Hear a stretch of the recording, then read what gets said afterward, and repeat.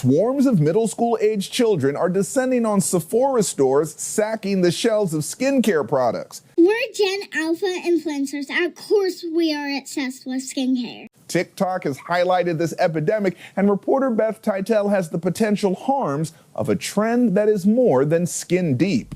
Beth, who is pushing children as young as 9 to obsess over their skincare and just basically run into Sephora and grab everything off the shelves? You know, that's such a great question. Who is pushing it? The kids are getting the messages from a few places. One, TikTok. They're watching all these influencers talk about their skincare routines. Some of these routines might last for up to 20 minutes and have 10, 11, 12 or more steps. I mean, some of these kids are taking much more time with their skin than their own mothers, but we can get into that in a minute.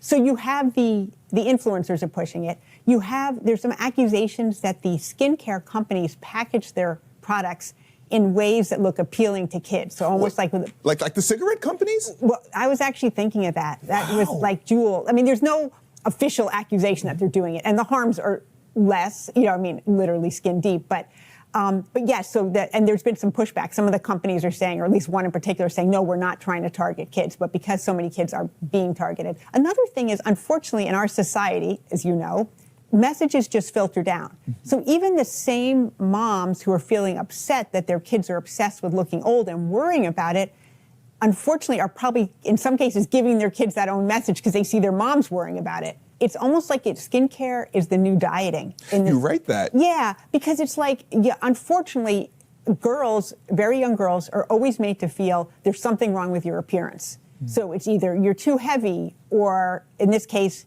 you either have wrinkles or your skin is not perfect, or you're going to get them. So it's just another example of preying on a group. Now, as a group, you would say that tweens are not high earners. Like, most of them are not earning a lot of money, but some of them are really spending a lot of money on these products.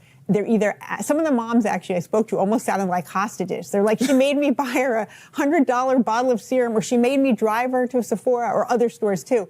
But the kids put a lot of pressure on their parents because all their friends are doing it and they want to. And so they'll get together on Facebook at night and they'll all do they'll do routines together, or they'll make their own video showing themselves. It's called Get Ready With Me. They'll show themselves getting ready while they're putting on all their skincare. You spoke to dermatologists. Yep. These products for kids this young, there's got to be some harm that's being caused to them. Yes, that's a great issue that you bring up. So a lot of it is fine. It's just expensive. But there's a few things that are actually causing the very problems that they don't want. Like, one of the things is they're over-exfoliating their skin and removing a healthy barrier, skin barrier. So that's one problem. Another is some moisturizers are clogging their skin, causing them to get acne, which is actually much more common at that age group than wrinkles, obviously. So it's clogging their skin and giving them acne. And then the third is they're using something called retinol, which can be very harsh on your skin and getting red and irritated. I talked to one dermatologist who said, or doctor, she noticed her own daughter had these red circles under her eyes. And the mom said, what's happening? And she said, well, she was trying to get rid of her dark under eye circles, but had used retinol, which is not an appropriate product for under eye circles.